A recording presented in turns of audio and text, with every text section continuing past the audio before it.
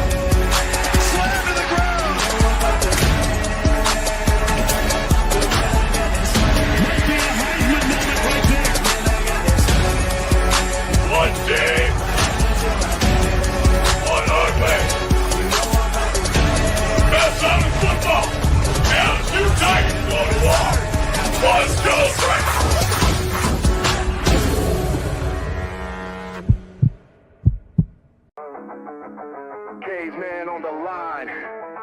HG got the stats. No filters, no suits, just facts on blast. He seems like no nonsense guy. Like re-emphasize that for the Saints fans out there on TikTok. Caveman. What did you just say? The rebuild starts right now. Marshawn Lattimore's gone, so the defense, like, we're not getting any better.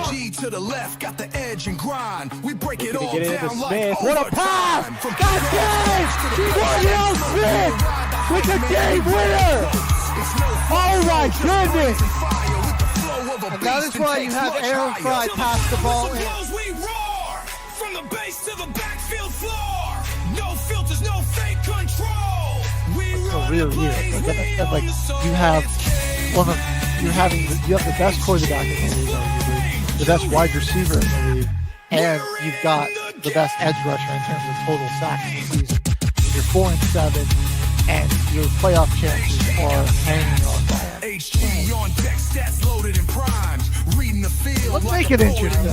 We're making it interesting. Come on. Give us the freaking breaking down ball like a heat wave blade. Oh, let's go! Oh, no. Put him in there. Did not put him in there.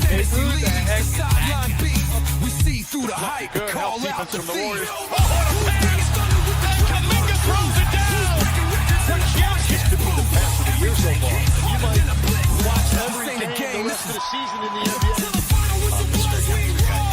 So don't you go saying that you're never going to see that. You're such a hater.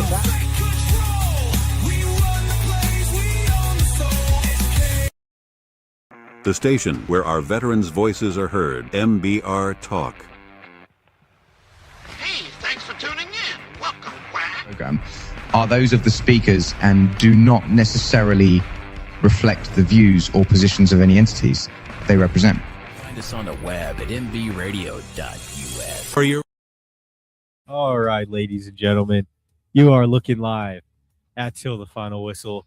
HG and Caveman back in the house after a pretty long, action-packed weekend over there in Greeley, man. That was pretty cool show. First show of the year for Battleground.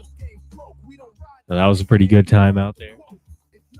And with today's show, man, it's a sad time because we only got technically one more episode after today.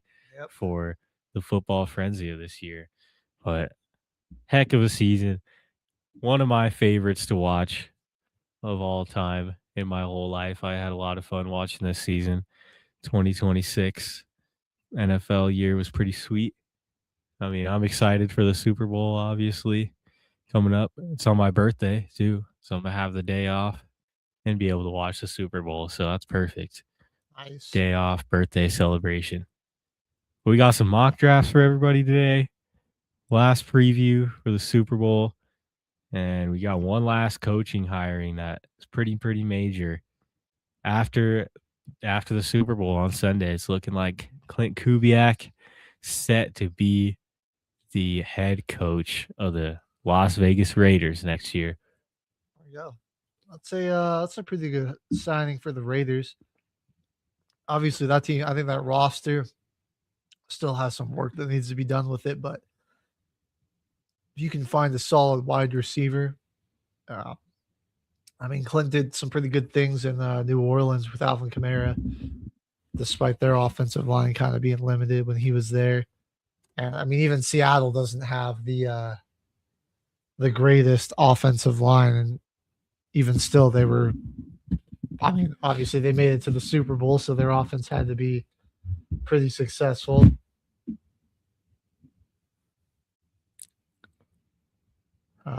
So I would, as a Broncos fan, I gotta admit, I am. I'm a little nervous to see what Clint might be able to do with guys like Brock Bowers and Ashton Genty. He's a beast. I think if anything, he'll be able to get a little more competency out of that.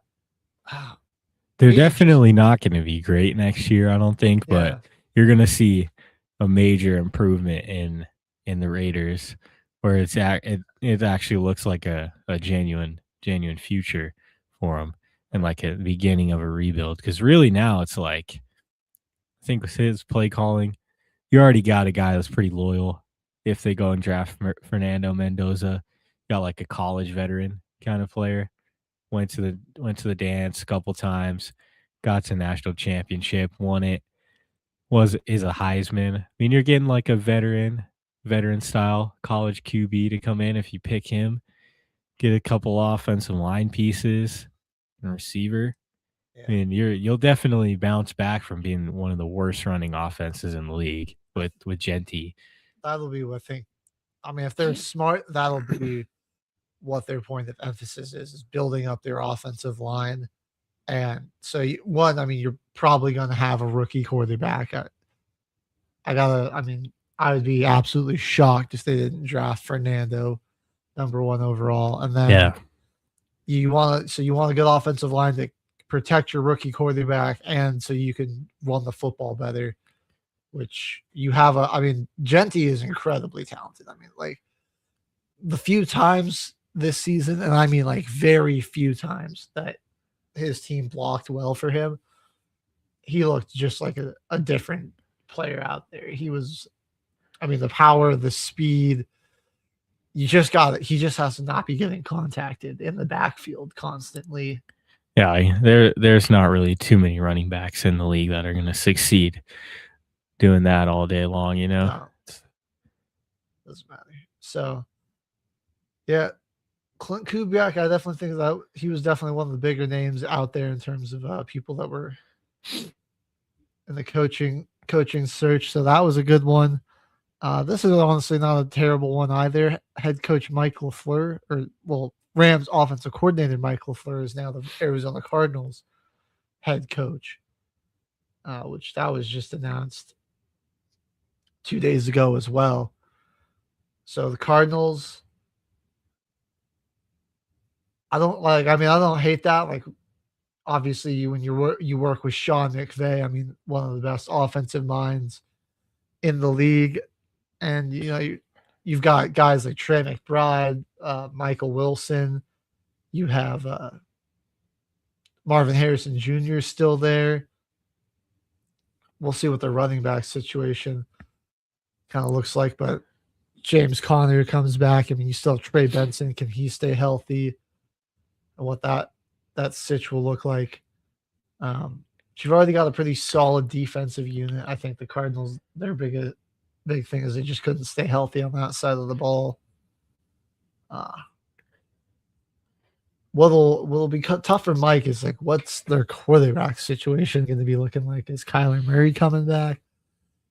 Jacoby Brissett definitely put up some good numbers. They didn't win a whole lot, but he put up some good numbers. So I think they need to figure out what they can do with this new coaching staff and everything to keep Kyler Murray healthy, because they're wasting a lot of money on him.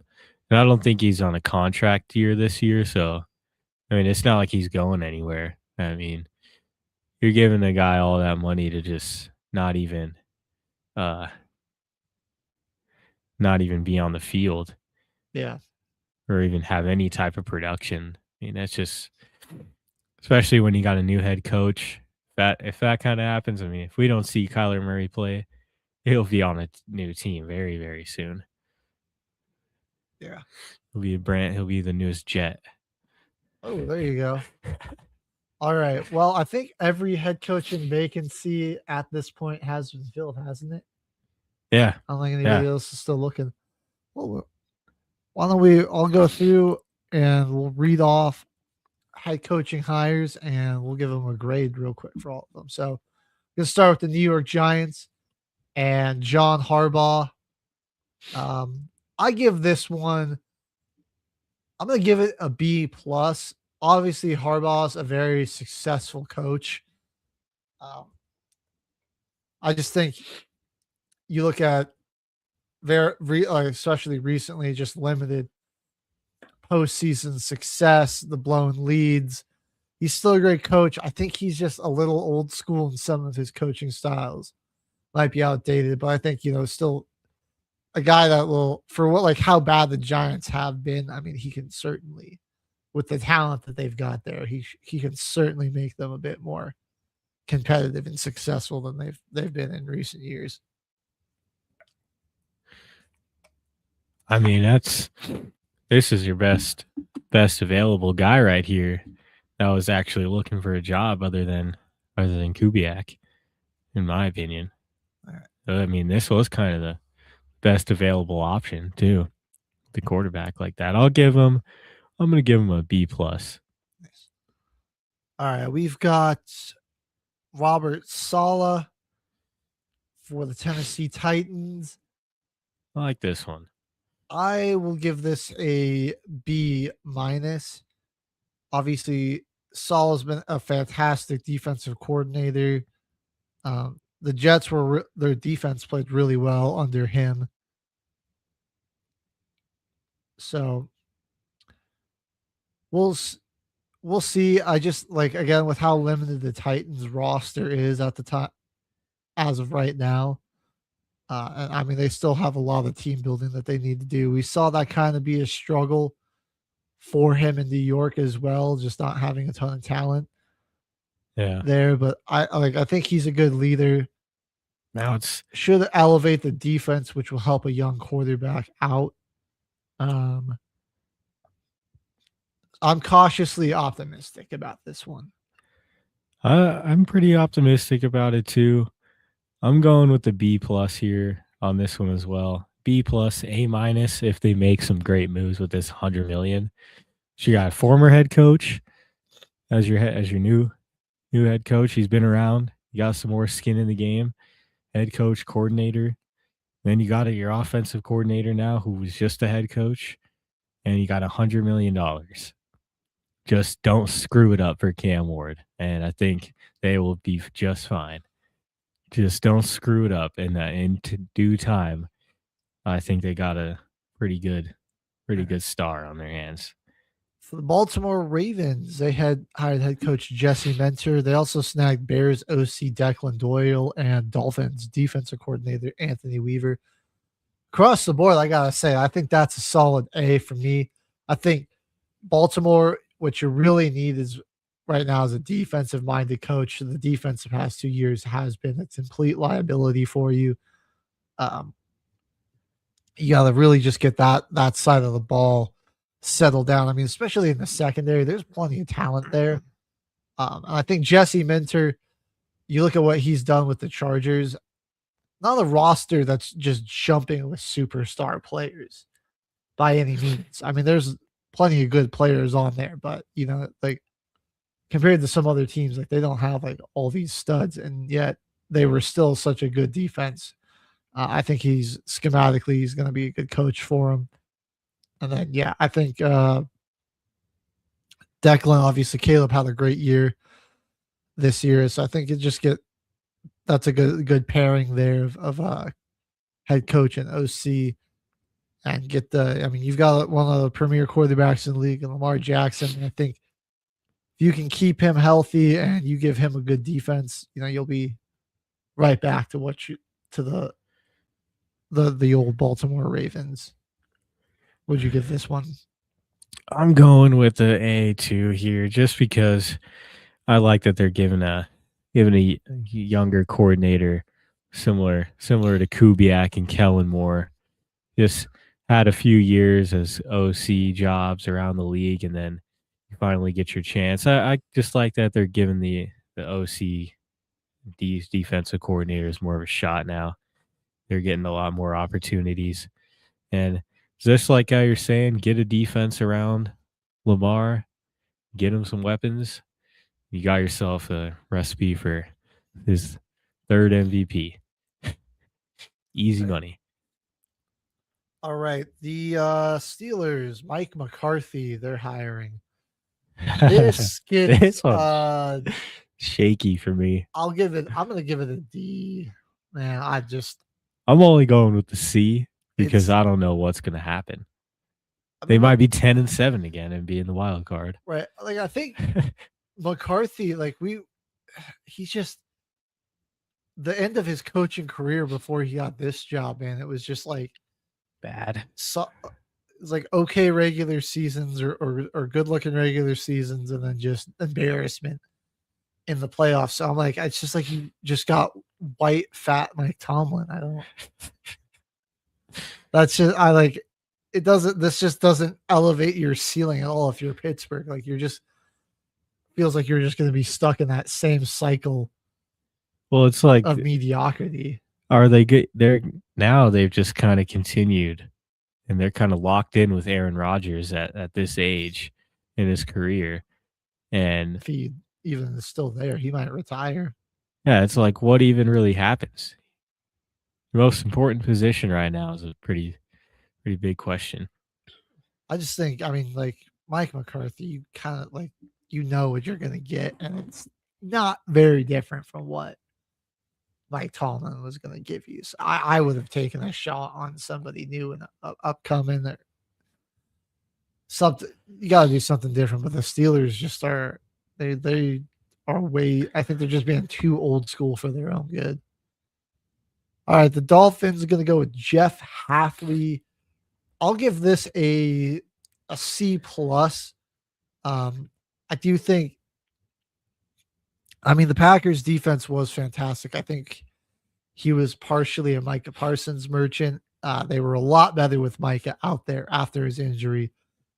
There was a bit of a drop off on the defensive production on that side of the ball. They really struggled to get pressure. They had the blitz a lot more, and they weren't able to hold up as well in the back end. So, I think, you don't really have a player like Micah Parsons on the Dolphins defense. So it'll be interesting to see, what Hafley brings to the defensive side of the ball. Obviously, he's the former Packers defensive coordinator. But again, he's a new face in the head coaching game. And so it's, it couldn't hurt to try if you're Miami, I guess. Yeah, I got him ranked around the same too. Just we'll see what happens. Kind of taking a chance on a young coordinator. He's had some success.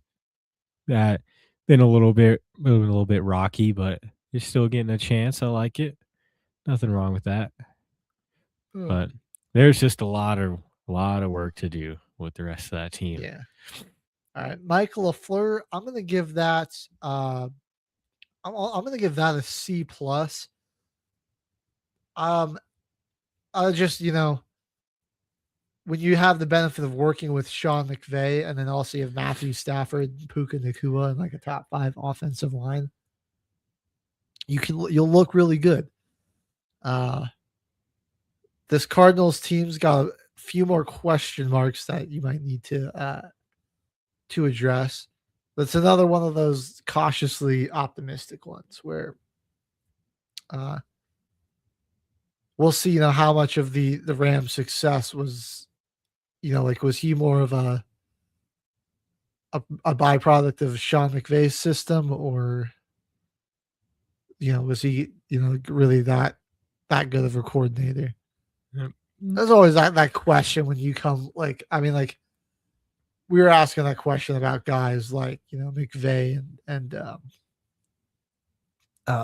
Matt LaFleur, like guys that came from the Shanahan coaching tree. And so, now McVay's starting to get his own coaching tree, and we'll see how, I think this is the first guy was Raheem Morris that was what worked under Shanahan. So we'll see how part 2, or under McVay. So we'll see how part 2 goes here with LaFleur. But again, one I'm optimistic about. Yeah, it'll be interesting. It is kind of in that C range. Clint Kubiak.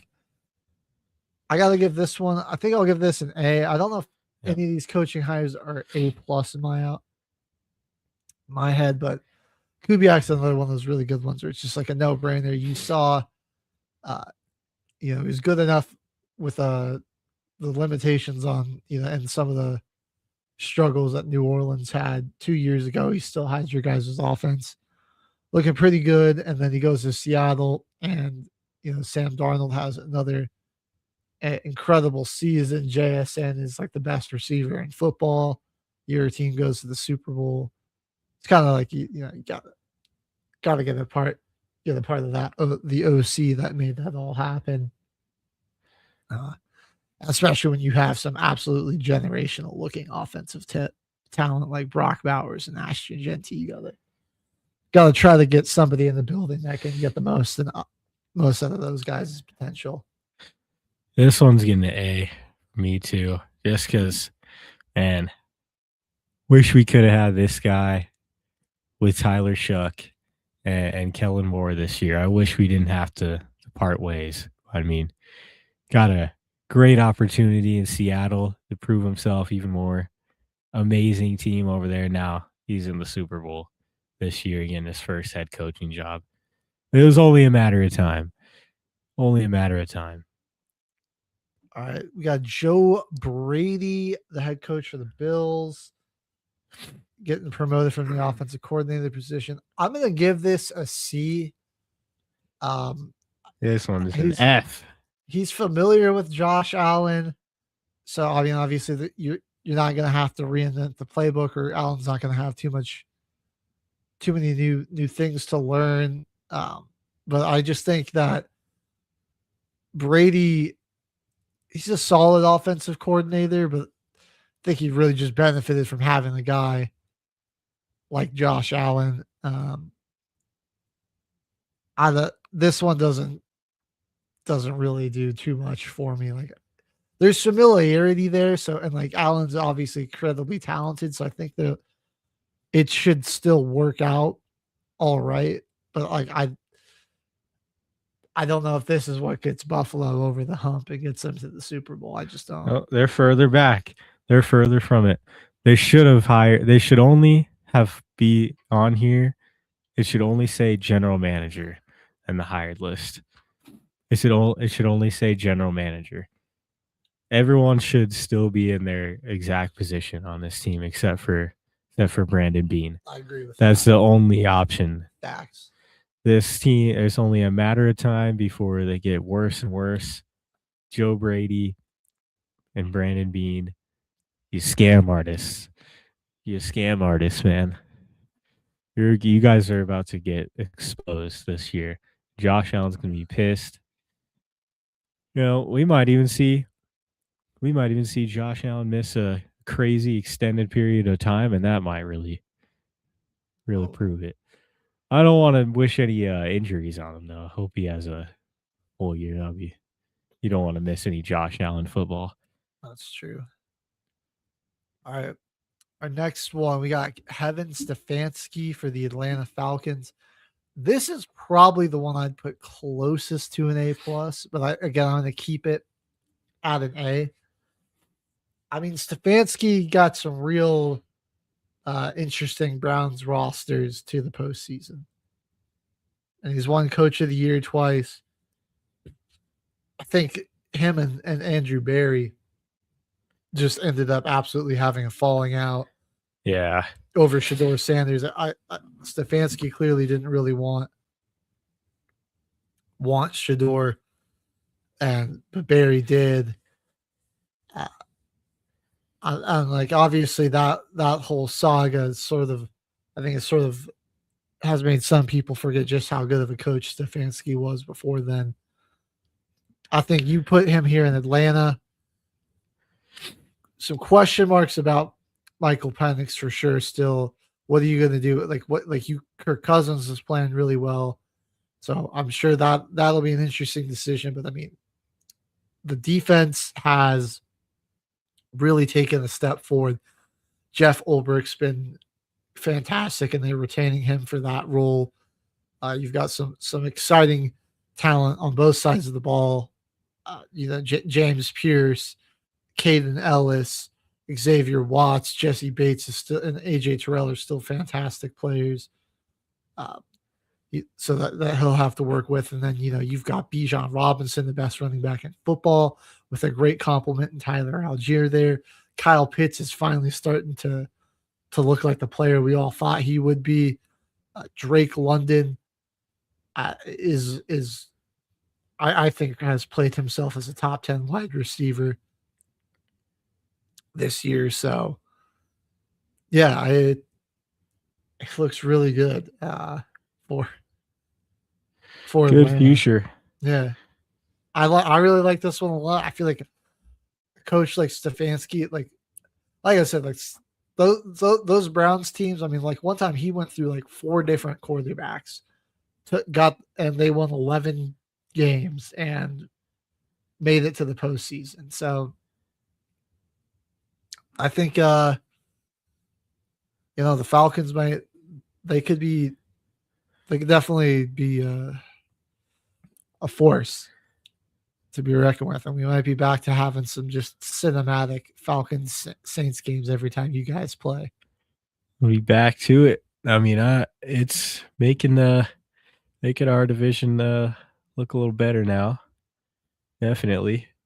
And the last one that we haven't graded for head coaching hires, Todd Monken. The Cleveland Browns are going to hire him to replace Stefanski. I give this a C-. Monken's obviously a very experienced coach and coordinator around the NFL.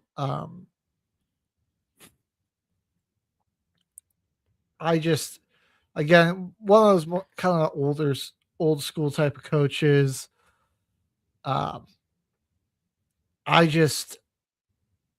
think this will just be this won't change too much. I think the Browns should have been taken a bit more of a chance, and maybe just tried to go for some new bloods and one of these newer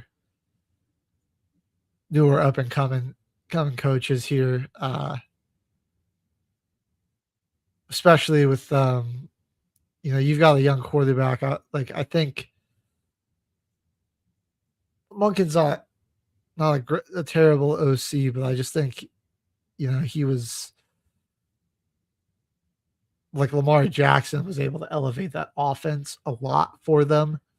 Because that we see when Lamar gets hurt, I mean, other quarterbacks would come in and it would be kind of a struggle for them to take the reins with the limited weapons that they had, and that's a big thing. Is like you've got a young quarterback that has very limited weapons on the offensive side of the ball. So yeah, we'll definitely see this one. I think some correct roster moves in I mean, he could do the right things, but I think like he might just be a little bit more indentured to his roster, if that makes sense. Yeah, I don't. Their whole hiring process too just kind of seemed like a. It's screwy. Yeah, that's why the Browns are just a clown show around the National Football League. The rumors were coming out that they hired Mike McDaniel as their offensive coordinator before they even hired a coach, and all they'd done was interview him.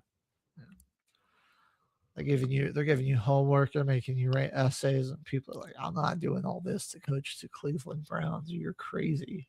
You're out of your goddamn mind." No. All right, well, those are our, all of our head coaching hire grades.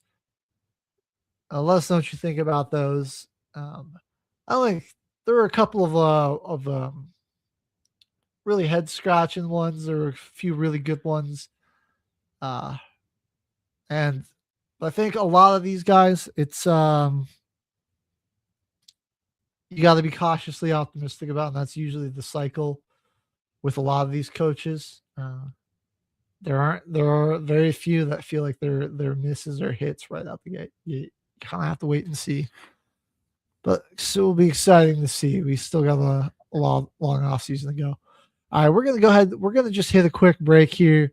When we come back, we'll go and get into one more Super Bowl preview, and then we're gonna do our first early mock draft for this upcoming 2026 NFL draft. So don't go anywhere, folks. You're watching Till the Final Whistle here on Military Broadcast Radio. Every setback is just a setup for a comeback. Keep quacking forward. 90% of what we worry about in future never happens. Whenever things get rough or it feels like you're at the edge, remember this. Storms pass. Tough times don't last, but tough people do. Dream big, start small, but most of all, start. Whenever things get rough or it feels like you're at the edge, remember this. Storms pass. Tough times don't last, but tough people do. The station where our veterans' voices are heard. MBR Talk. Hey, thanks for supporting our channel by watching and listening. Find us on the web at mbradio.us. All right, everyone.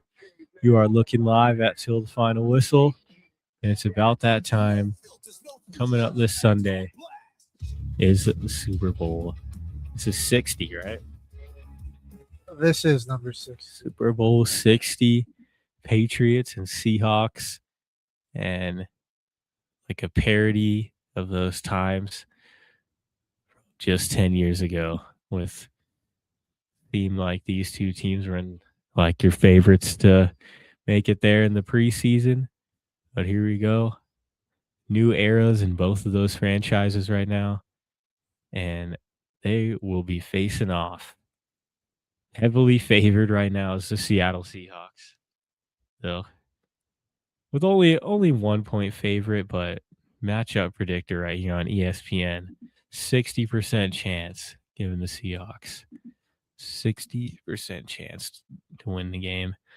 They are 4.5 point favorites, it looks like, on the line.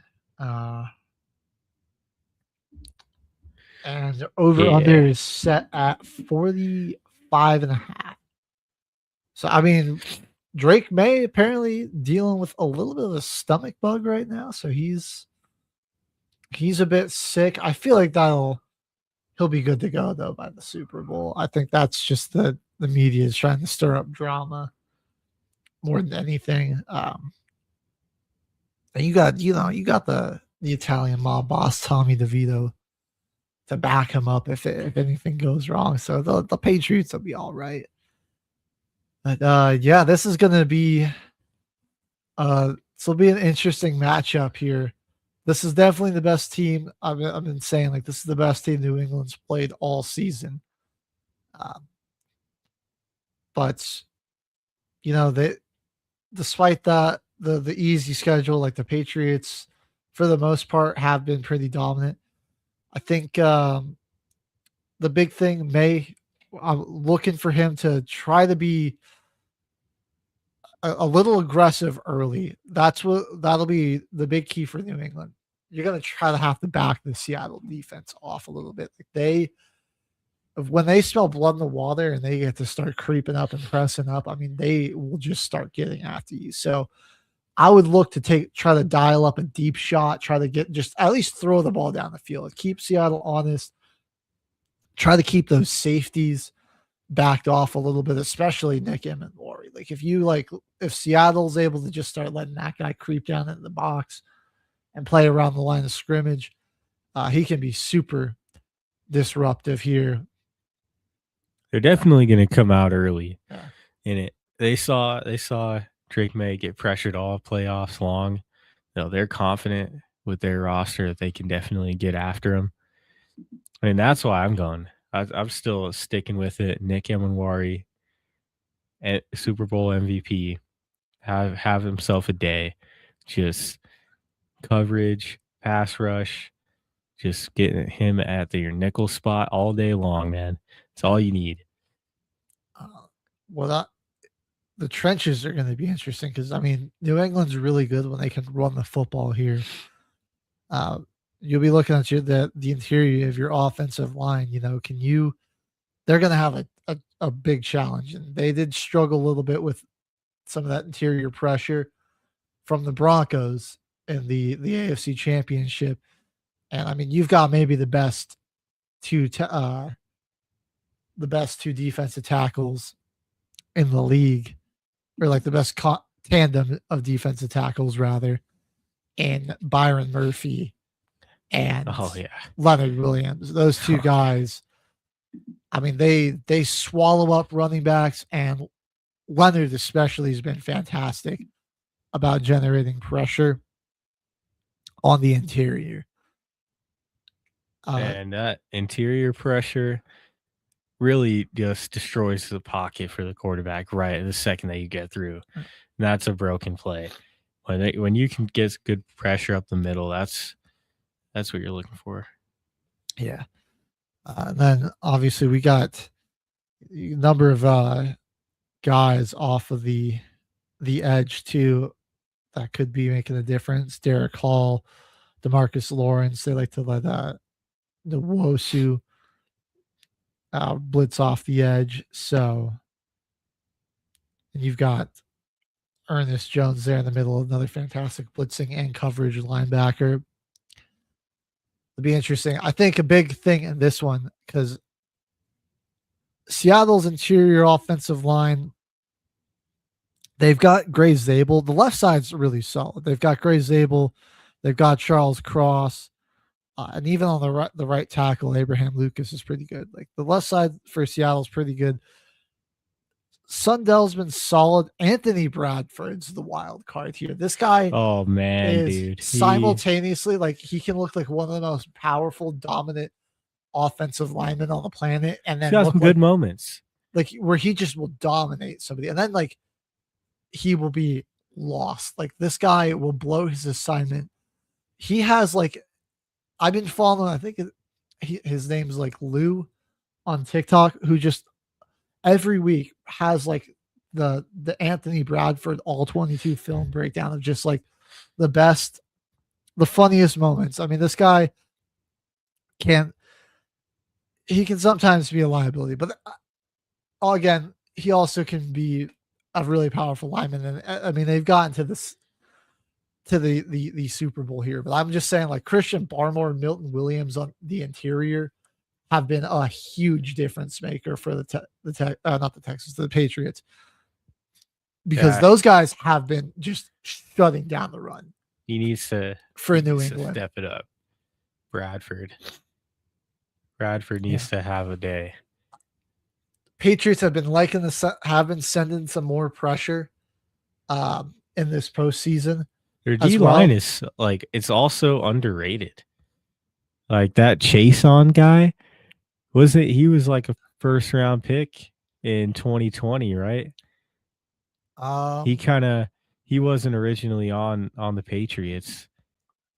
but he didn't really have too great of first few seasons in the NFL, and just bouncing back, having a resurgence season there. Just a lot of really underrated and just guys you don't hear about a lot. Yeah. And Harold Landry was a good signing. They got him from the Tennessee Titans. He can kind of do.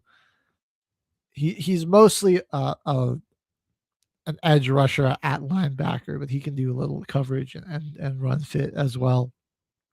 But yeah, Robert Spillane, Christian Ellis, those guys are both really good as well. So yeah, the front seven's been making some big plays for him for sure this season. It's gonna be really interesting to see like which team in the trenches is going to be able to establish the run. I think like both of these teams when they like the run game is going or they're able to work out of the play action. One for Drake May. Drake May is really good out of the play action because he's mobile. He can use his feet. And then like Sam Darnold, it just like when you have all that stuff going, like it really gets like he's really good at like, okay, like either JSN's gonna work open deep or like I'm gonna find my tight end or my running back and get to my check down. Like he's so quick about diagnosing that when he comes out of the play action where he needs to go with the football. So which I'm really looking for both teams to try to establish the run, but I think like the running defenses of both squads are going to be really good. Yep. I think the biggest matchup that's going to probably determine this is Christian Gonzalez on JSN. He'll be, and just, I mean, obviously, I think JSN is going to still see a good amount of coverage and like double coverage and getting bracketed and things like that. So, but like he can work through that if his primary defender is struggling to cover him. So that's going to be an interesting matchup to watch. I think it really determine everything. Yeah, if he can beat the first guy, I guess he can control the space of the field and just kind of more or less like a box out on the other defender to get the catch. So, and then yeah, I think I like Kubiak's ability to scheme more. What makes me nervous for the Patriots is like that, they're not going to be able to just play conservative like they did against the Broncos. I mean, like Seattle's just too well coached of a team.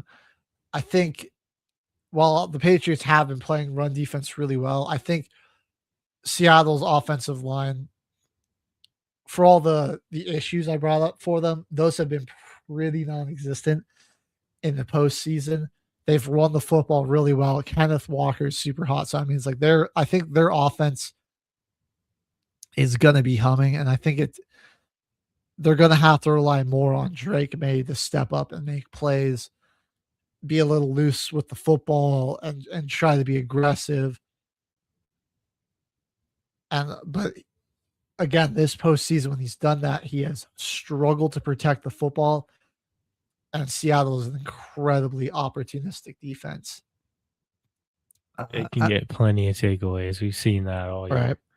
And they've played some like, I mean, like they're just not going to get rattled.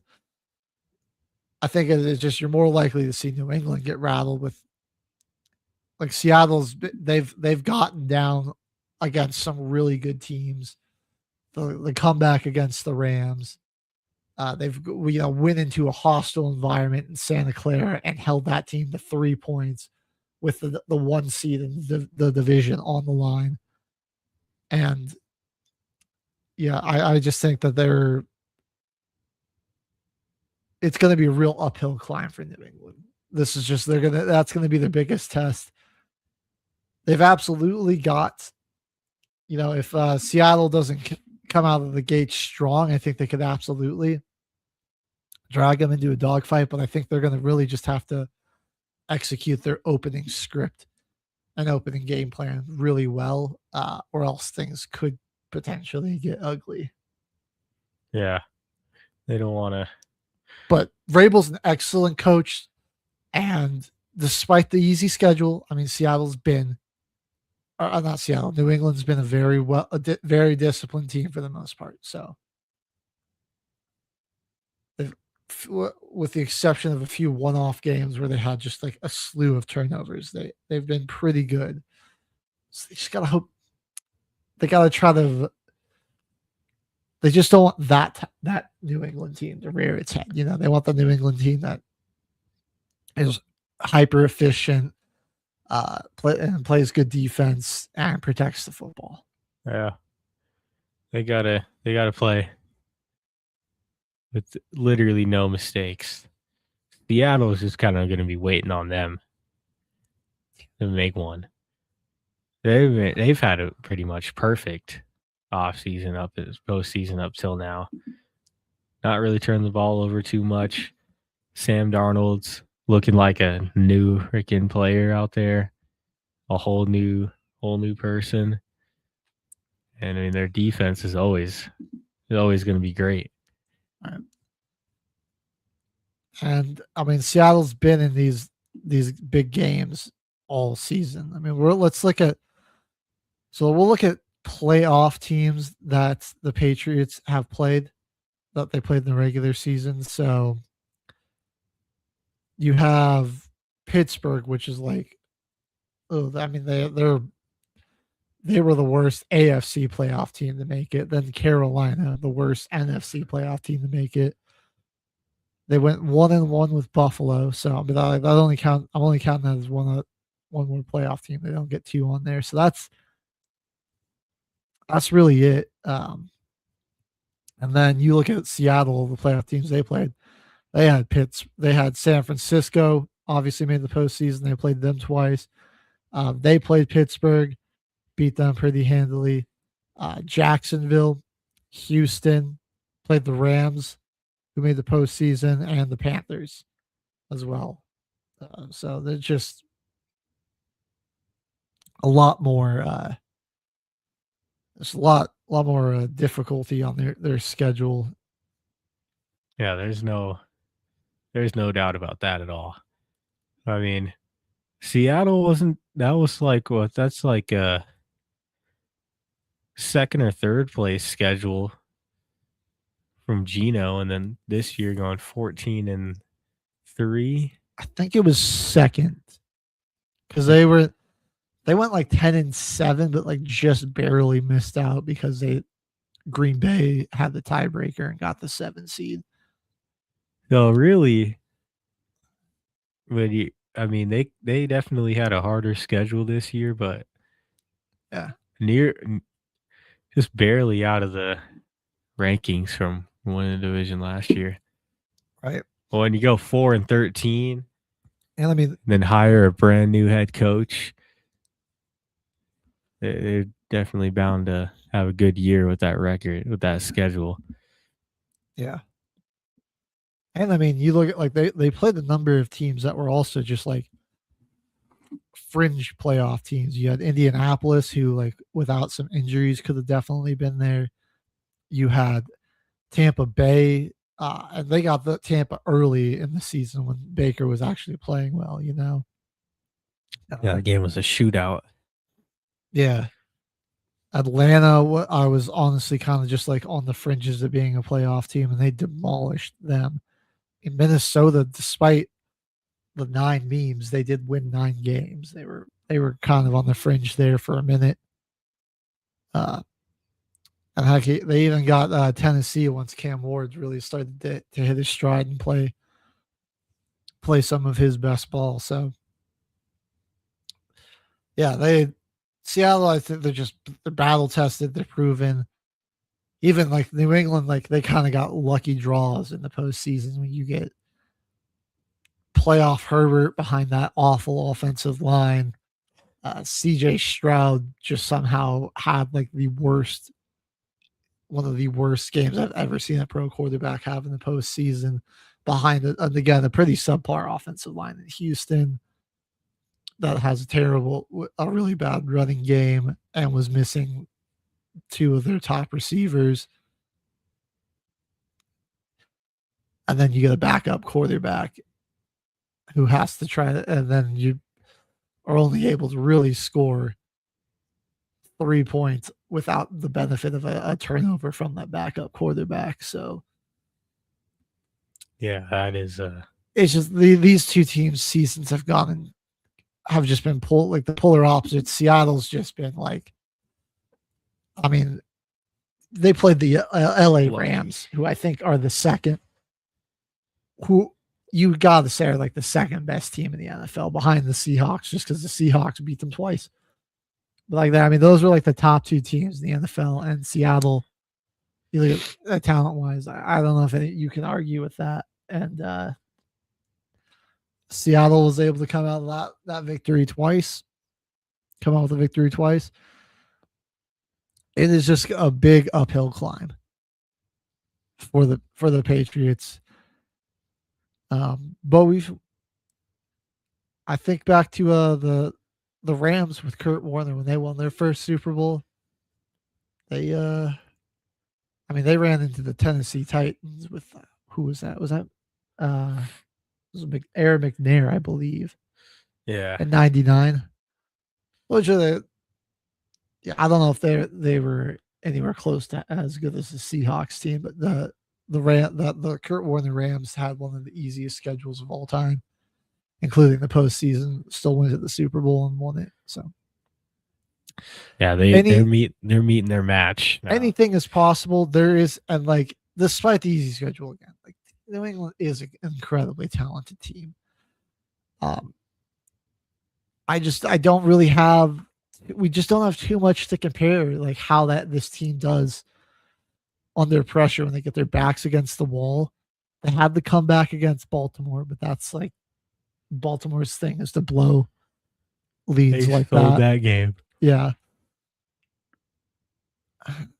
And I mean, besides that, they got going into Foxborough, I think, and playing like a fully healthy Bills early in the season, or going into Orchard Park rather.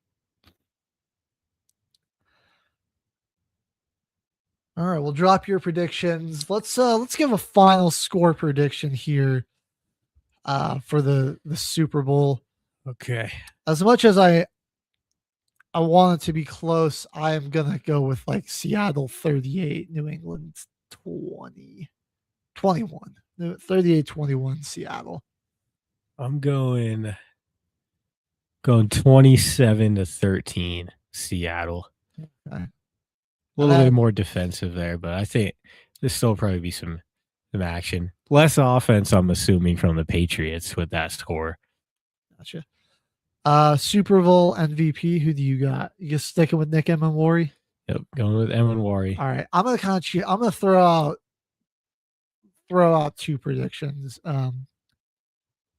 I mean, I think it would just make a lot of sense for like Sam Darnold to toss like 3 touchdowns, 300 yards, win Super Bowl MVP. I could see that happening.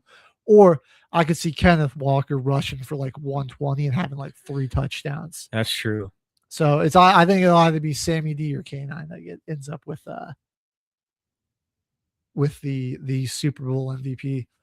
Drop your final score predictions in the comments. Let us know who you think your Super Bowl MVP is. And we are going to go ahead. We're going to just go ahead and hit one more quick 20-second motivational break for you all. So I can run and go blow my nose. And then we will be back with our way too early 2026 NFL mock draft. So don't go anywhere till the final whistle. Football Frenzy here on MBR. Small steps still get you to big places. Keep paddling. Whenever things get rough or it feels like you're at the edge, remember this: storms pass. Tough times don't last, but tough people do.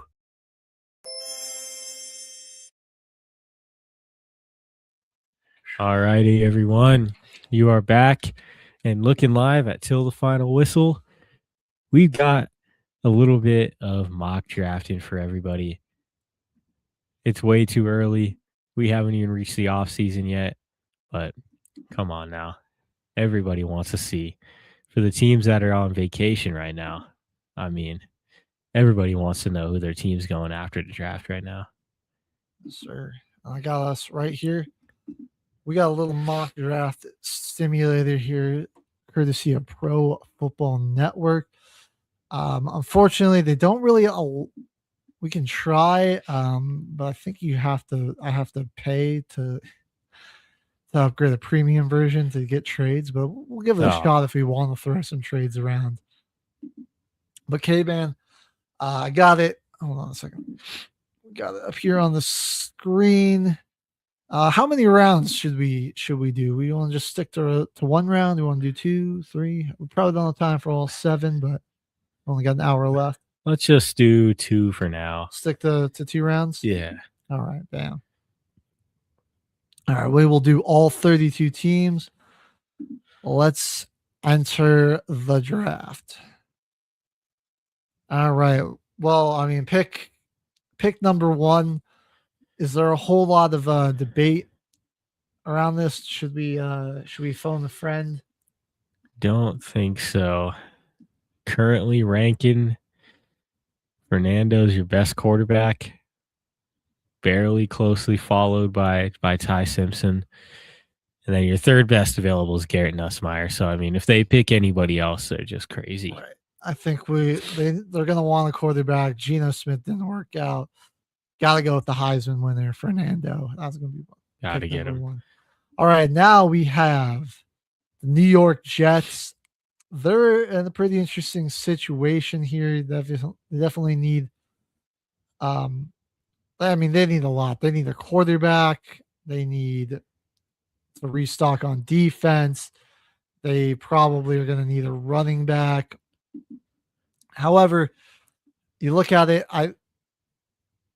at this point in the draft, you can't take Ty Simpson. You look at some of the offensive guys that you might want to take at this point, but I think here you just got to go with the best available player on the board, and that's Arvell Reese. This is kind of just your free pick right here. So you just you go ahead, you fire off and take Arvell Reese. Now we come over to the Cardinals. They might need a quarterback. They could use some. I don't know if necessarily wide receivers in need for them. I feel like this is where they go the boring route. Offensive line might be the best O lineman's probably going to the Cardinals right here. Right. I mean, like Fanu's ranked as the 9th overall prospect. He's definitely the best offensive lineman that they need here. If you look at the defensive side of the ball, and get Ruben Bain. They could go get Ruben Bain. They did just pay Josh Sweat a ton of money. Caleb Downs is one of your higher ranked players right now. They have Buda Baker still. Man, feels like they don't even really need any defensive players. Right. I feel like if Arvell Reese, the first overall pick. Yeah, if Arvell Reese was there. This is a tough one. I feel like practically they should go with Fanu. Is that what they do? Maybe not. Let's see. Well, I kind of wonder maybe they try to trade back here. It's like a team that really needs I might want like an edge rusher here. See if them in Washington try to trade would orchestrate a trade. Where is my tripping? Where is the card? There they are. Let's just say they send like a 7th, 145th, and 223rd, as well as a 4th next year. We'll see if that trade has been rejected. See, sorry everyone, that could be a potential trade. I could see a team trying to trade up with the Cardinals to try to go get Ruben Bain, because I don't know if Ruben Bain's necessarily what the Cardinals need right now. Yeah. Yeah. So Okay, man. Would you say they go probably Fanu here, or do they take maybe a defense, or do they just say screw it and take Bane because he's best available? I think they're probably just going to go with an offensive lineman. It's the safest route possible. It's either Fano or that dude from Miami. He's got a crazy name. His name's Francis, though. First name. Francis Mayaga, I think. Yeah. Is his name. That dude's also a beast. All right. Next up, we got the Titans. They do need a wide receiver. However, I think that's might be a need that they address later in on the offseason or in free agency too. I think at this point, Ruben if Dane. Bane falls to you, need to try to get a premier edge rusher. Yep, get Jeffrey Simmons some help on the edge on that line and just start building in the trenches. Just start building in the trenches, man. You got pieces. Boom. Next up, we have the Giants, and I could see them going offensive lineman here, but I think, you know what?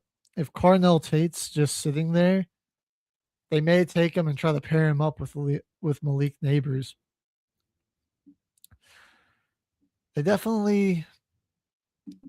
might be boring and just go for an offensive lineman. I mean, obviously you've got Lomo, you've got Myogo there. Maybe they go interior, get Iona. It's just, but you know what? We'll be a little fun with this. I don't know. You want to say they go Cardinal Tate here, pair him up with Malik Neighbors? I think that's the aggressive move that they should go for. Give Jackson Dart just tons of weapons. I like it. Either that or they go another boring route, get the best offensive lineman, and just continue building up because their defense really isn't that bad either.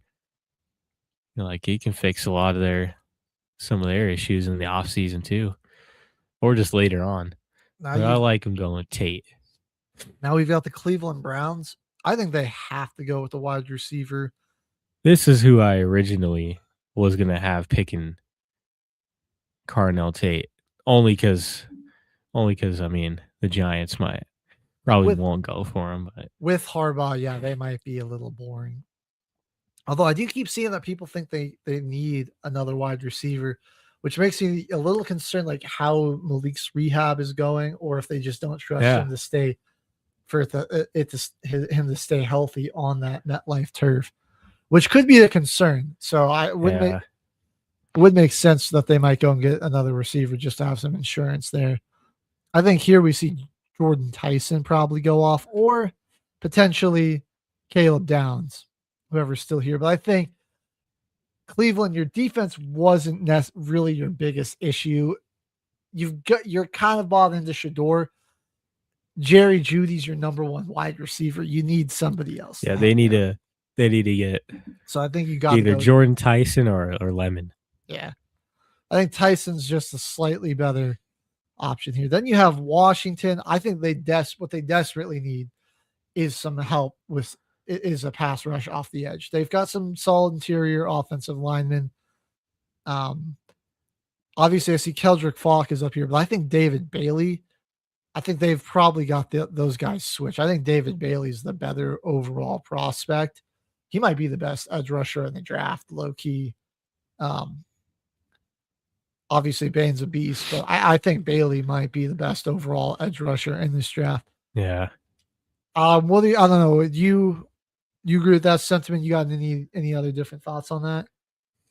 They really do. I'm either going. I initially got him going with Caleb Downs, just because I mean I think anything to help out their defense. That's true. Is really either in the secondary or an edge rusher. Anyone on that defense would help them. They do. Obviously, you can see here edge. You say that's a bigger need, but a player like Caleb can be really. I mean, you're going to be hard pressed to find like a more complete safety prospect, and they've really struggled in the secondary. I say that's a good shout there. They go with Caleb Downs here. So then your Saints, that leaves the question: do they want to go for an edge player? Are they looking for? I'm gonna kind of leave this to you. You're the Saints expert in the house, so I think you just tell me who to click here. What's we're gonna go with it? Actually, all right. I just want to see what our team needs. It says edge, guard, receiver, corner. Okay, tight end. That's pretty much our glaring issues. I mean, we could go. We're going away from the offensive line here. I think there is a huge potential that this season was the very last season with our boy Cam Jordan. Yeah. I think it could be his last season. It's also looking like Demario Davis might shop around in old free agency after his 140 tackle season at 30 something years old. So I think right here we go, the defensive lineman. You like who'd you prefer more, Bailey or Falk? I'm feeling Bailey more in this scenario. A lot of the mock drafts have us picking Jeremiah Love, which is really, really who I want to go for. But like, I could see it. I think we're not gonna really know for sure until free agency hits. What does Kamara want to do? That's the tough part about doing these mock drafts before free agency gets done. Is you just like there's so many. You're like so many. I'm not sure like what this guy's gonna do. It's tough to. Because if I had to really hope, backfield with Kamara and Jeremiah Love would be pretty sick. That would be sick. And then we kind of just hope that he stays. But I like Bailey. So I like the Bailey pick. This does prove an interesting dilemma here, because now you've got obviously a guy that's projected as on this side at least as a top 5 prospect. One of the big needs, I mean, Kansas City does need some pass rush, but they also need a running back. You've got Jeremiah Love and Falk both sitting here. As much as I want to just say that no, this player that I really don't want, I think is going to be really good, won't go to the Chiefs. I kind of feel like that might happen. They don't want Mahomes to be their leading rusher in the majority of their games coming off of an injury. If he's there, he's going to the Chiefs. Yeah, I think he's going to go. Yeah, I mean, I'm hoping you guys draft him to try to save the league really from that. All right.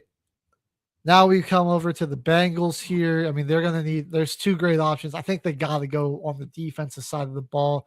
Maybe they go O-line to try to protect Burrow.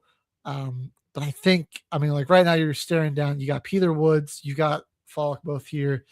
I think they got to go with the edge more than anything. They obviously need a lot of help on the defensive line. And I think you got to go with Keldrick over Woods, but it's they're right around the same in terms of value for Cincy there. But I think we go with the Tigers. Tigers. Going with Falk. All right, here we go. We've got the Dolphins. I really think they got to draft a corner. I think that's their big thing. They really just need like a good shutdown guy out there. And Mansour Delane. I think he's the best available corner in this draft. I think he's the best. Either him or McCoy, Jermod McCoy from Tennessee. I think like Delane was he didn't get enough recognition with how mid LSU was, but I mean he was like legitimately like a defensive player of the year candidate in college. I forget what the name of that award was. Ultimately that went to Jacob Rodriguez, but like Delane's just he's great speed, he's great man-to-man. He's a bigger corner with great length. I think he's just like as a prospect that got the most raw potential. This is who I got Tennessee taking, or not Tennessee, Miami. Yeah, there's not a lot of corners available in this draft either, at least for like the first it's first few rounds. It's pretty top heavy. You've got, I mean, obviously you've got the lane. I really like, I mean, Terrell's solid. McCoy's good. I mean, like Colton Hood's all right. I think Abney's a little slept on. But a lot of these guys, like there's some, I just don't like a lot of these guys don't have like insane ceilings in my, at least in my eyes. So Yeah. with with this I could just see like, the lane's like one of the few where I think is gonna he's got just a much higher ceiling. All right, we have the Cowboys. Right now, the need is defense. I know we said Peter Woods is sitting there. I don't think they need an interior defensive line though with Quinn Williams. I had to pick someone. I think you got Sonny Siles sitting here. You do need a middle linebacker pretty badly. Could maybe go with a cornerback. I mean, McCoy's sitting there. I think it's either Styles or McCoy. At this point, would have to be who the Cowboys go with. Yeah. Who would you lean towards? I'll let you get the final verdict here. I think Sonny Styles honestly kind of fit more into what they're really gonna have to do eventually on that team. I think it'll be a pretty solid fit in what they got going. Okay. I think now we come to the Rams. They're likely they're probably losing somebody at the tackle position. And so I believe Stafford's coming back. I'm thinking like they're going to be looking to draft a premier O lineman to make sure they can give their older quarterbacks some protection, try to run it back one more time. To me, that's Magoa. Yeah. Magoa, however you say his name. Francis. Is that this site's got Lomo ranked ahead of him. I think Lomo's third though. I think Francis has to be the number 2 prospect here. So I would say. Oh yeah, this site actually has got Francis number 1 with Spencer and Caden Proctor at third. Okay, well, yeah, Proctor's actually he's a little slept on. I think Fana is the best, but just because like it's his size combined with like his this is the reason that Fano's the best. So for the 4.9 40 time at 300 pounds, right? Like the guy's a freaking beast. He can move, and I think like he's big, he's strong, and he's got quickness to deal with like elite edge rushers. So out of anyone in the top 12 for offensive line prospects, his 40-yard dash clears them. And he's the same size as just about everybody, 6'6", 302. The guys that are around his size they've got tenths of seconds on it behind him on his time. All right. Well, here we've got the Ravens. I mean, obviously they're going to probably want a wide receiver. They could go Mekhi Lemon here, but I think they also need help on the D line, and they got to pick a receiver, man. Peter Woods is right there. Do they pass on him? If they do, I think they got to go Lemon. Lemon's the best available at wide receiver. Yeah, they got to go with Lemon or Peter Woods. Does Minter want to keep building on the defense and just trust that's where I'm Lamar, or do they want to finally get him some weapons? I feel like that. Their Pro Bowl receiver, Zay Flowers, had more fumbles than touchdowns this year. It's definitely not a terrible wide receiver. What do they call it? Free agent class. I mean, it's not super elite, but I mean, there's like definitely some higher quality guys. Juwan Jennings, Diami Brown, Christian Kirk, Mike Evans. So I don't know. I feel like when you have like a defensive minded coach like Minter, And it's a relatively deep wide receiver draft class. Like I think there's plenty of guys that could still be Concepcion in there. Yeah, Okay. yeah, yeah.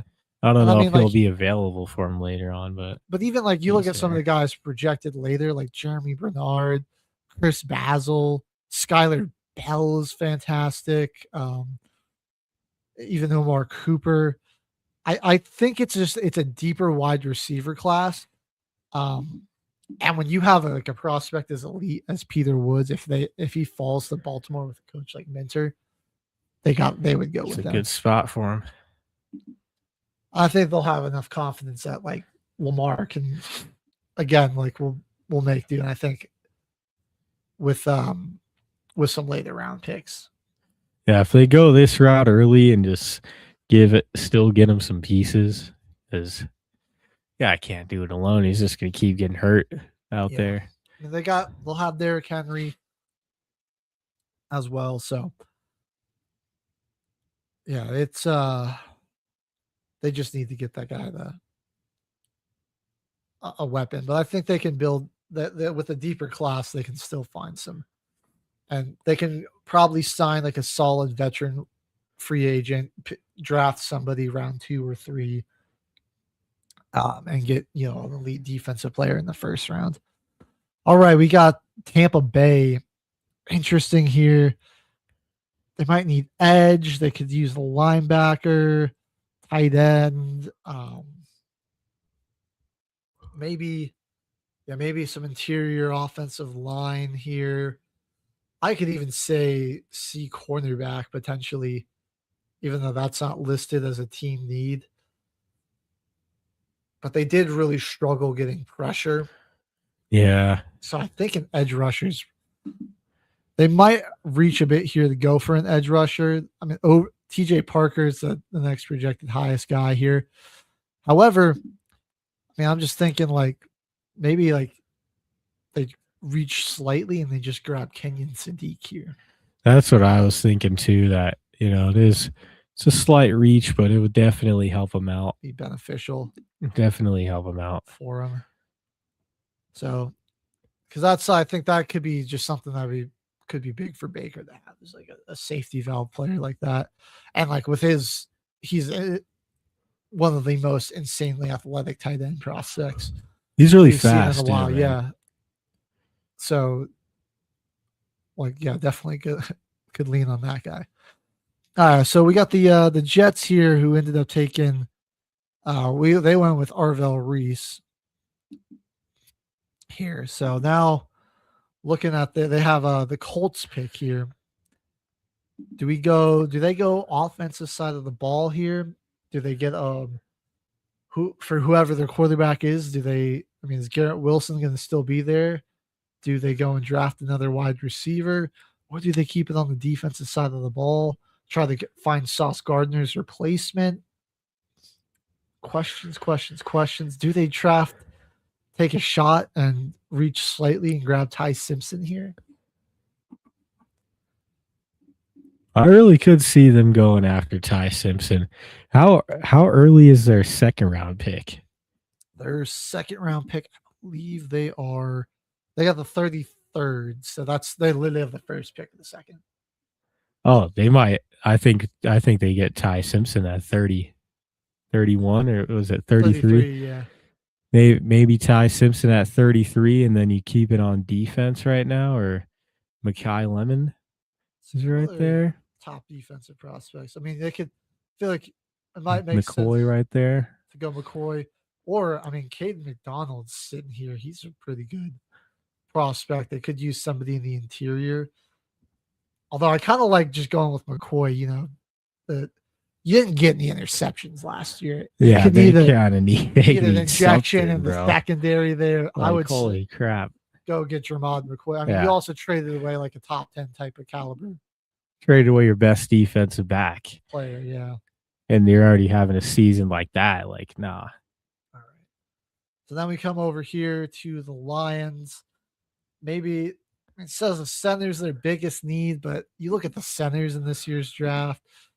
There's Jake Slaughter and Connor Liu. There's some good ones. Top two. Just don't know, like, if these guys are any of them are first round caliber, if you waste a first round pick on them. I mean, the combine might change this, but at this current time, I don't know if that any of them are worth taking. However, they could also they could kind of use a tackle. It says edge is a need, but I mean, they do have Hutchinson, and you've got a really good tackle sitting here. Doesn't make Yeah. I don't hate that. I mean, Detroit really is really successful when they're built in the trenches. And I think that could be something that they look to target here.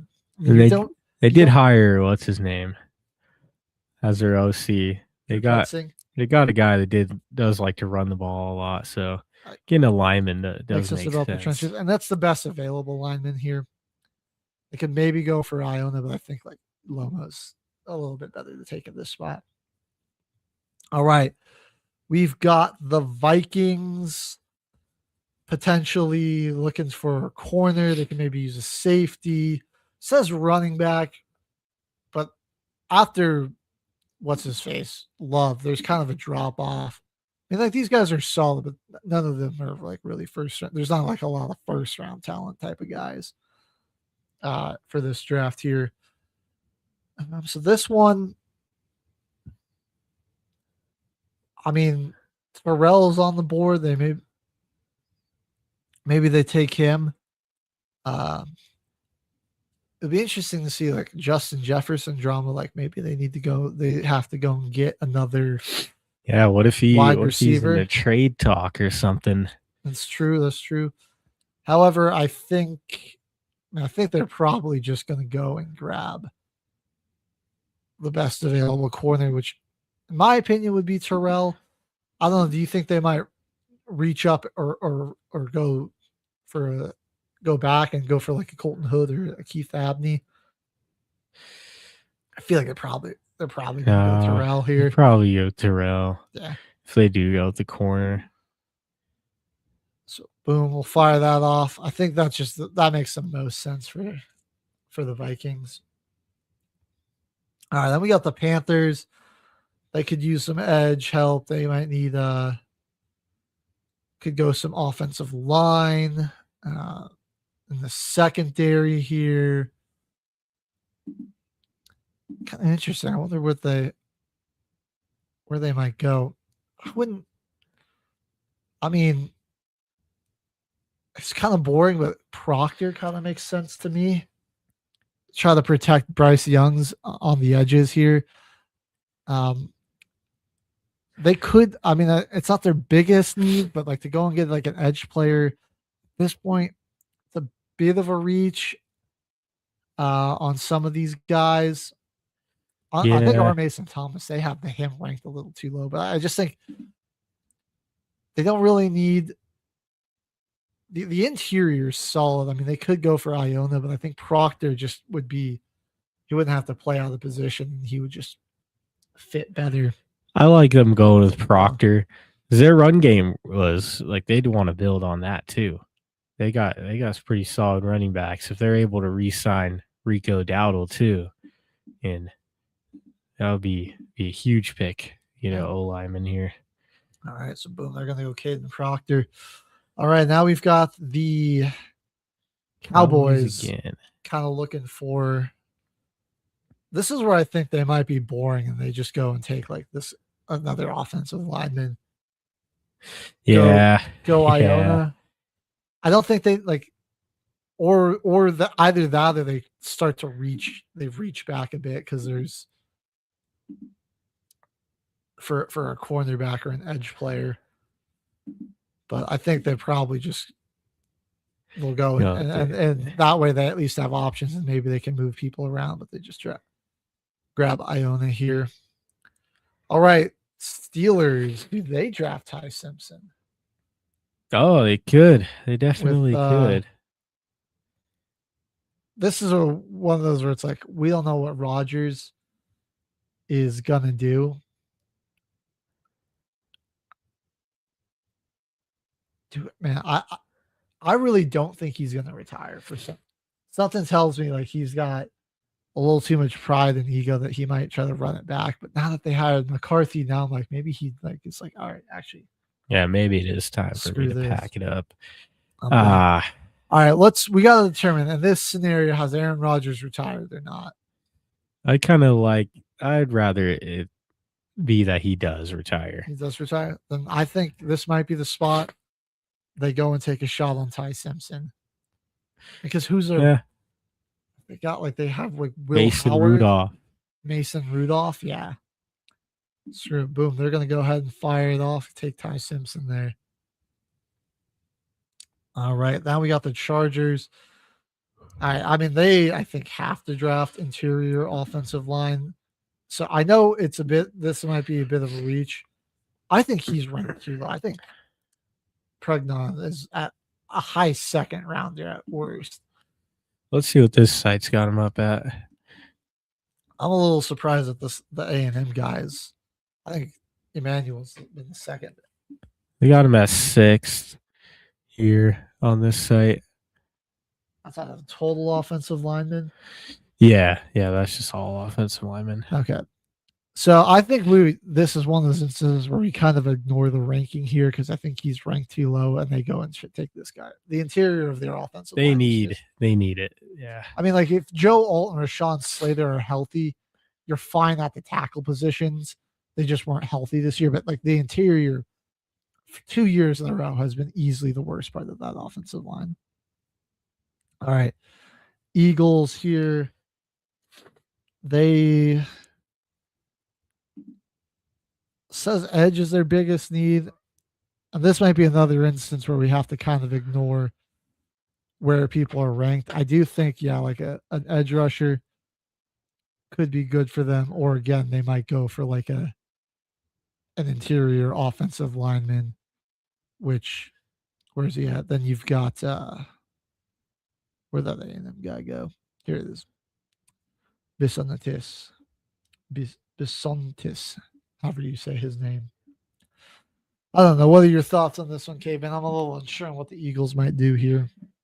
I think they just want to get their offensive line back to somewhat of a future of pass form for freaking Saquon Barkley to ball out again. So, although, call me crazy, maybe they go receiver because AJ Brown's requested the trade. Ooh. You know what?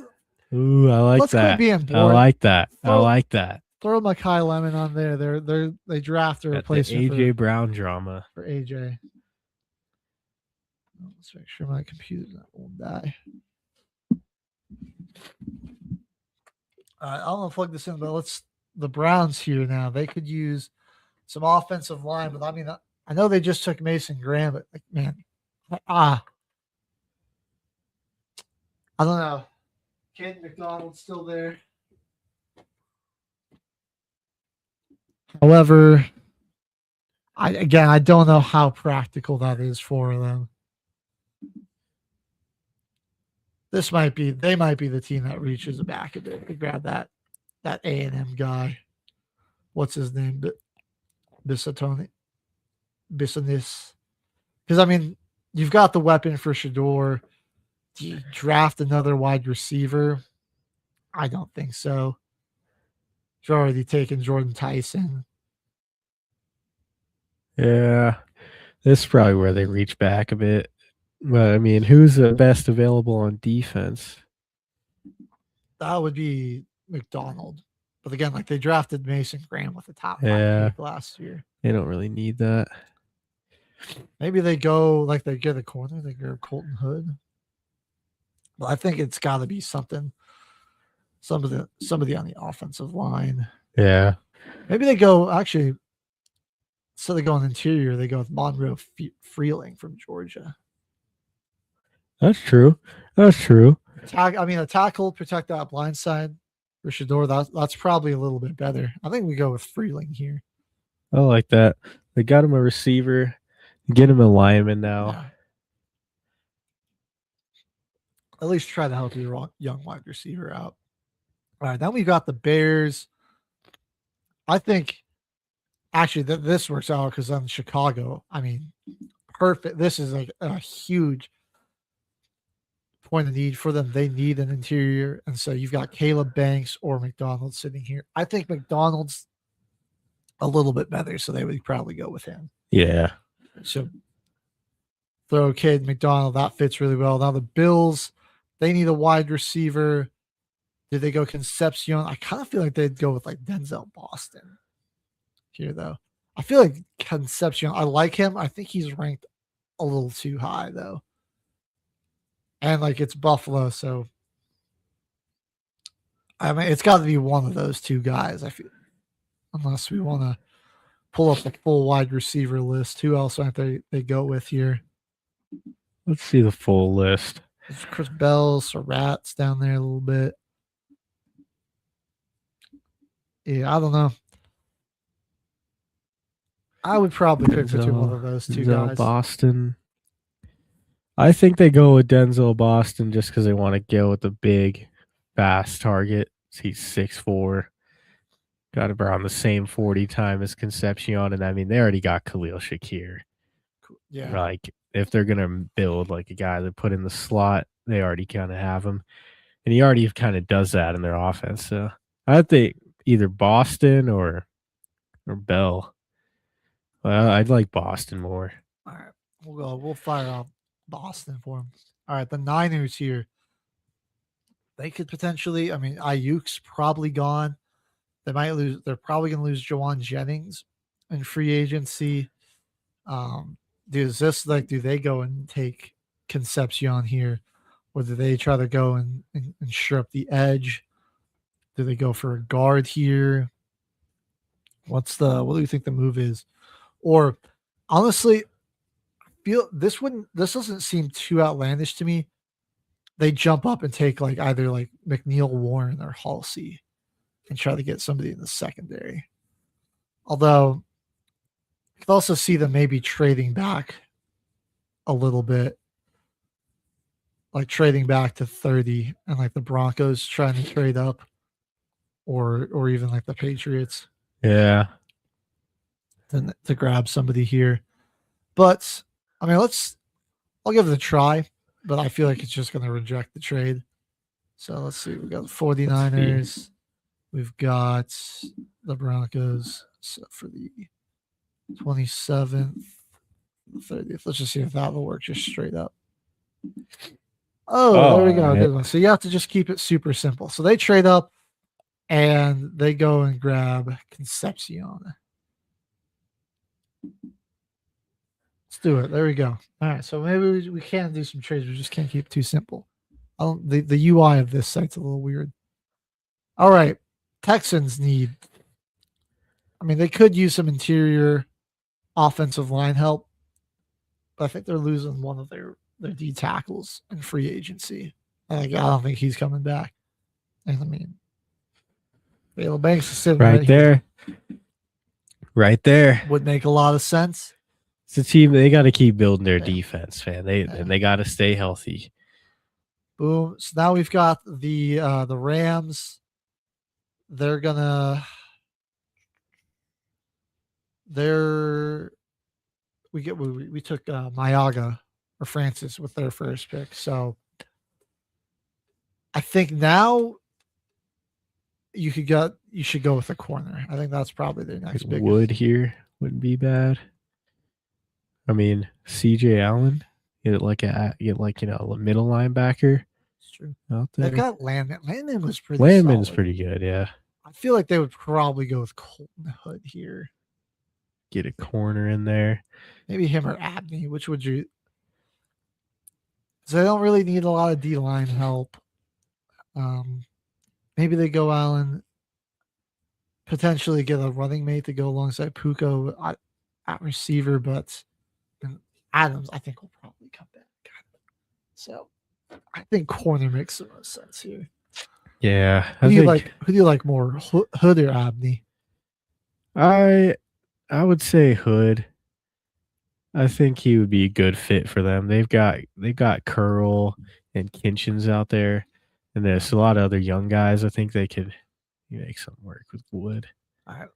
I think since they traded back, Niners just at 30. He's the 30th ranked prospect. They just dropped TJ Parker.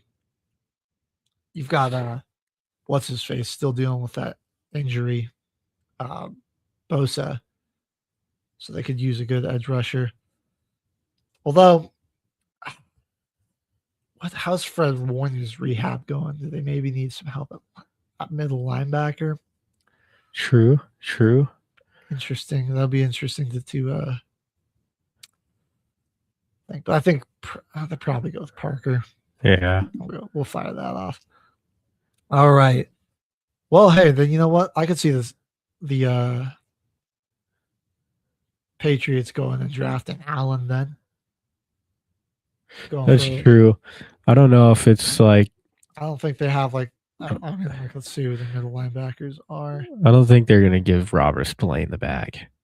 I don't think so. I feel like Spillane's probably gonna want to get paid more. Are they gonna pay him? Or are they just gonna go after a young guy, try to make their new prospect at linebacker? I mean, Spillane's a good player, but I think Allen's got far more potential. All right, then they're gonna have the Seahawks here to conclude round 1. Do they look to re-up in that secondary? Do they go for an interior offensive lineman? I mean, I feel like it'd make more sense to draft an offensive lineman, but also you want to keep building on that secondary, especially because, I mean, I don't think you're going to be able to pay all those guys. I don't know what the contract specific situations are. I imagine one of those guys is probably gone. I don't. If they're not all, if it's a contract year for any of them. I think they've got a couple. They've got a lot of money available too, almost $90 million. So honestly, I kind of still like them going with Keith Abney, even if they do keep their corners and he's kind of just a depth piece. That's what they go for. Like, that couldn't hurt. All right, so now we come to the Jets. Oh yeah, we picked Ty Simpson already, so yeah, so no Simpson here. I mean, do they reach up and do they draft Trinidad Chambliss? Ooh. It says he's all down here at 100, but I mean, I imagine that would change. I kind of don't hate that. I don't either. I like that. I think he's a better prospect than people are giving credit for. He's just got great ability to create off schedule. I mean, you look at Jackson Dart has a ton of upside, and that's another product of Lane Kiffin. I think he's more pro ready than people think. Definitely more pro ready than Garrett Nussmeier and or even Carson Beck. Taylon Green. Yeah. So screw it. I say they draft. Let's go Trinidad. I like it. We're gonna just get a little crazy out here. All right, the Cardinals took Fanu with the first pick we gave him. We tried to trade it, but it wouldn't let us do that one. Let's see now. I mean, maybe they could go interior offensive line. That's a bit boring, though. Do they go and get some help in that secondary? Yeah, let's see if they'll just there's somebody that will trade with them. You know what? The Colts, they didn't have a first round pick. Let's see if we can make a trade there. I wonder if they have to just keep it with things within the sim. So yeah, it might have to be the same round and close enough to each other. Okay. Oh no. All right. Let's see. How about the Falcons? They didn't have they pick even further back though, so that's not gonna work. All right, we're gonna try one more thing. I'm gonna just see if I can, because I could see either of those teams trying to trade up. Cardinals. Let's go. Bam. That's a little bit lopsided. But I'm just seeing see if I can get them to accept it. They probably wouldn't give them that lopsided of a trade, but. So Indy, what do we think Indy's team needs are? They could use an edge rusher. I mean, Christian Miller here as a defensive tackle could be big for them. Or maybe they go wide receiver. They take Chris Bell. They're probably losing Alec Pierce. That's free true. agency. Alec Pierce might get some money. Might get a little bag, go somewhere else. I like that. I like that. They go with that pick with Bell. Chris Bell it is. All right, then we got the Titans who took Ruben Bain. I think now might be a time for them to, even if it's a bit of a reach, good place to take a wide receiver. Go with I think Surratt would be Elijah a beast Surratt. for him, dude. He's freaking like 6'5". It's a tall red zone style target for Cam Ward. Yeah, I think let's get that. Get your guy, somebody else to throw the football to. We'll fire off Elijah Surratt. The Raiders, they took Fernando. Now That's I their think best up O lineman. I think that's Chase over here. That's probably Chase. Is he a guard? He is a guard. I think that's a big. That'll be important. I mean, we could go like with Chase, or we could maybe take like, man, Parker Brailsford. I haven't seen him ranked this high. For me, like I thought the top two guys were Slaughter dropped this far on this one. That's weird. I thought it was Slaughter and Lou, but maybe we go Connor Lou. They could go center. I think the Chase is a little bit. Yeah. We'll drop him. We'll throw him in there. Gotta protect the interior there. All right. Then we have Giants back on the clock. They took Carnell Tate. Ooh. So now they could use maybe like an offensive. They only had one first round pick, correct? Yeah. Yeah. Maybe they go. I mean, you've got Blake Miller, although there's also some interesting prospects at safety potentially. So maybe they go with is that pronounced Sissy or Sissy? I think so. Or like Sice. Sice. Okay. Could go Brandon here. Maybe Anthony Hill Jr. Although I know he's not the highest rated, but I feel like Amari Ramsey might be just a better scheme fit for him. That's true. That's true. This is an interesting spot for them for sure. They didn't. I don't know if any other interior defensive lineman on like a contract here or anything, because if a team maybe goes after Dexter Lawrence, that could be true. I don't really think they touch any of that though, because that's your bright side. I think they're good. They're pretty good on the D line for the most part. I think with a secondary player would probably make the most sense, or maybe O line. But I'm thinking O line here. Go Blake Miller. Yeah, try to protect your young quarterback's blind side. All right, the Texans here. They already took a defensive lineman, I believe. They got Peter Woods.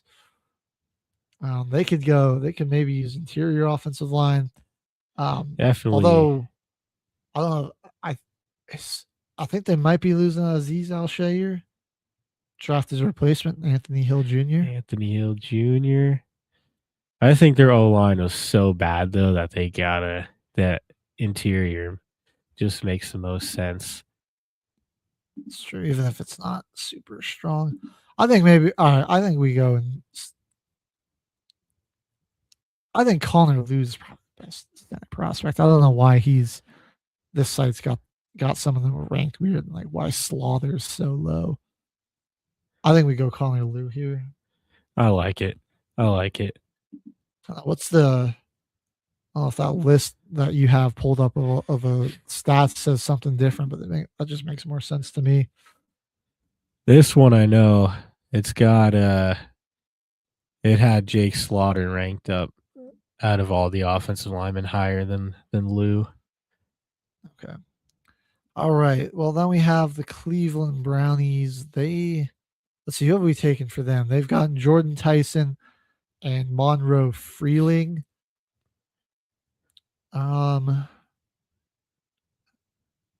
They could potentially use another interior offensive lineman as well. Potentially a center. Maybe they go with Parker Brailsford here. I feel like this is where you kind of just get boring, but you got to build the trenches. Don't really need the D-line help. Again, like the secondary, as of now, I don't think it's your biggest concern, even though like there's a lot of good talent there. What are your... I mean, I feel like they will have some opportunity to try and get another corner or secondary player later on. That'll be pretty solid because coming up after you got Cowboys, Broncos, Lions, and the Packers. Maybe only the Packers and the Cowboys I could think of maybe need a DB at this point in the draft. Yeah. Or at least with the picks coming up. Probably the boring route here. Yeah. The offensive lineman. This is probably your next best available Parts center. of Bradford. Boom. All right. So then we got the... Sorry, I'm on the wrong. I'm over. Okay, now we got the Chiefs coming up. Actually, they need somebody on the interior. I don't know what Chris Jones' situation is going to be. Could use another corner, but I think Kristen Miller is probably the best available player here. You go ahead and just take that guy in for your interior defensive line. Yeah, makes the most sense there. Somebody got Caden McDonald already, right? Yeah. Okay, yeah. And the Bengals, they took an edge player. I mean, now you either need a cornerback or a safety. I mean, here are your top two prospects here. I think who would be probably better for them or beneficial? Definitely probably the corner here. Corner. They need some help in the secondary back. That's what I was thinking too. So guy on the edge there. Now the Saints, who did we have them take? You guys took again. I'm blanking. We went with David Bailey. That's right. David Bailey.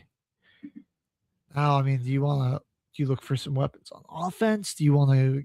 I mean, how's your secondary and the safety position? Because there's a lot of good safeties out there still. Well, I mean, we got Alontae Taylor going into a contract year right now. We still got Justin Reed. We still got Jonas Sanker. So I think we might be good in the safety department, but I do know we might be losing Alontae Taylor. Okay, because I'm thinking maybe behind Olave, the wide receiver, you're kind of thin at wide receiver, so I could see like Jacoby Lane potentially. Or Taylor's a safety, right? Or no, or is he your corner? He's a corner, yeah. That's right. Okay. I mean, you got got Chris Johnson, D'Angelo Pond still. Ooh. I mean, so like I'm thinking like maybe Johnson or Lane is my guess. Yeah. But I'll leave it to you. You're the Saints expert here. Oh yeah, Chris Johnson is there. In my personal Saints mock draft, I got us going and getting Chris Brazel with our second round pick, and getting him with okay. I don't hate that either. But Brazel. I like Jacoby Lane as well. I like Lane here. For this one, you want to take Lane then? Yeah. All right, boom. Fire that off. So Jacoby Lane. All right, we're gonna try to go a little more rapid fire just so we have some time to review this because we obviously gotta Oh yeah. end the show a little early so you can get to your job interview you got coming up here. So the Dolphins, well, here they are. They took a corner. They got Minka Fitzpatrick. I mean, they might need somebody to replace what's his name, but I think they take a safety here. I'm not gonna lie. Yeah. Yeah. Just try to help out with their secondary some more because I think that was a big issue. Again, like if Tyreek Hill's coming back, what are they going to do with Jalen Waddle? A lot of questions there, but we're going to go ahead and we'll just fire off Halsey for him. Now the Jets. Let's see. They went Trinidad. They went Arvell Reese, Ramad McCoy. Now they could also use a safety, so maybe Kamari Ramsey here for them. Yeah, they do. They do need a safety. I mean, they got no interceptions last year. That might be more important than an edge rusher. They do still have McDonald there. All right, the Ravens, I believe so. Now this is where they probably go wide receiver here for sure. After drafting Peter Woods. Well, Chris, with Brazel still being available, that's the type of guy that they've been needing in their offensive. Big body dude. Big body, deep threat type of player. Yeah, I think perfect fit. That makes a lot of sense here. And then we went Sadiq for Tampa, so I think Overton's probably a good fit here. They still need edge. We'll fire him off. Then the Cardinals, who traded back, they went with Fanu.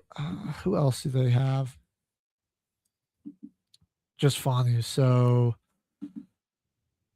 here they could go with another offensive lineman. They could kind of use a corner, so maybe Chris Johnson. I like that. Boom. I like that. Atlanta, I think, is in the market for offensive line. Anchor's the best available right here at Arizona State. I think that just makes the most sense. Yeah. The Vikings took a safety. They could be looking for. I mean, I was going to say we could maybe have them take a running back, but they do still need a safety. And I mean, I can't imagine they'd let McNeil Warren slide this much further. I think we go. Yeah, take him there. No. Bam. All right, then we've got Detroit, who I believe we had to take. They take Caden Proctor. I think we had them take O-line. Yes. Oh, they Loma. Or Loma, yeah. I think now or Mason Thomas, a fantastic edge player out of Oklahoma, falls right into their lap there. Carolina, let's see. I think we had them go. They took Proctor. I mean, they could also maybe use an edge rusher. Cassius Howell is available. I know they need like a safety. You've got Genesis Smith here. Although this is kind of the splashy, I mean, a bigger name guy, D'Angelo Pons out here. Ooh. Yeah, I think we'll go with that. That's definitely a position they could use. I like that. Green Bay is also going to need some guys in the secondary. I think Keontae Scott makes the most sense there. I mean, I think corner will be the big thing for them to grab. So we'll fire off Keontae Scott here. All right, so Steelers went with Ty Simpson. They could potentially use a running back, or I mean, rather a wide receiver. Jeremy Bernard's here, or you could go offensive guard, get Rutledge. But I kind of like pairing up the college teammates and the pros. It's like the crappier version of Joe Burrow and Jamar Chase. Boom. All right. I think now the Eagles, we had them take a potential replacement for A.J. Brown and Mekhi Lemon. Now you need an edge player, Cassius Howell. Perfect. Snag that guy up there. The Chargers still probably need to go interior offensive line, but They could use a safety too. I mean, this guy's a little bit better. They don't have to reach as much. Genesis. Then we got the Jaguars who are getting their first chance to draft somebody. Looking at just best available. Maybe they go for a wide receiver. They could potentially use a running back. Yeah, I mean, maybe let's look at the available running backs right now, because if Singleton is up there, Emmett Johnson. Emmett Johnson. Down there. I think it's looking like they're saying the trenches are a bigger need, and I'm seeing Isaiah World there from Oregon, or like even Julian Neal if they wanted to go corner. But T-Law was like an MVP finalist, so I'm like, maybe we worry about protecting him. Protect him more than. All right, then we got the Bears. They could use maybe an edge player, but I think another safety potentially, or a linebacker. I mean, Anthony Hill's dropped pretty far. I think right now they might just go best available if he's there, because there'll just be a piece in their defense. And I mean, their middle linebacker spot, I feel like they could put him right there. Oh, definitely. The Niners, it's like we had them take TJ Parker. I think now this is where you could go offense and get a wide receiver. I like Omar Cooper. I think Skylar Bell's better. Who do you think they would take? Honestly, I feel like they would go with Cooper, just because the Indiana presence. Gotcha. Texans. We got. Let's see, who did they draft? I think we had them go Caleb Banks, and then went Connor Liu. Potentially, I think Rutledge is a lot better than 94. I mean, if they're smart, they would continue to go interior offensive line. Although they do need a running back, this might be a good spot to take Emmett Johnson now that I think about it. That is true. They want to keep going on with Joe Mixon. And I don't even know if he'll still Nick Chubb still be there with the team. So Johnson might be their play here. So bang. Buffalo. Okay, you draft a wide receiver. Now you need it. I think now you need an edge player, and they need a playmaker on defense. Akeem Mesidor sitting right there. I think that's the best available edge rusher. So boom. All right, LA. I believe we had them go. I'm trying to just remember. I know they took Mayaga, then Colton Hood. Colton Hood. That's right. Okay. So now, I mean, they could maybe they go wide receiver here. They've got a lot of tight ends, but not like really any breakout ones. So I mean, like, is this a little like Oscar Delp? I don't think they waste that pick though. Or if they're looking for just some depth on that defensive line, it's that little sneaky Lee Hunter would not be a bad pick. Boom. So I think we'll fire that off for him. Get some depth in there. Yeah. Now the Broncos, I think Delp's a little enticing right here. We did take a wide receiver already. Is Evan Ingram coming back? There's a lot of decisions there. I think it'll be important for them to get a middle linebacker though. So that's true. You don't know how much longer you're gonna have Greenlaw. More practical to go and get Josiah Trotter, and especially like Singleton struggled in pass coverage a little bit this year. All right, well now you have New England. They took CJ Allen earlier. They could potentially use some edge help, but also, I mean, like Hunter Henry was all right for him, but like maybe they go and see if Oscar Delp can be their new next Rob Gronkowski. I mean, Georgia's got a good track record of tight ends. Yeah, last few have been beasts. I believe Seattle, we had them take a corner here. I'm trying to. They got a depth. Yeah, they went Abney here. Now, interior offensive line potentially. Yeah, I mean, if Bradford has a bad Super Bowl, potentially get his replacement right here. Or potentially elite edge rusher. Let's see what we got on edge here too. Nothing that blows your mind.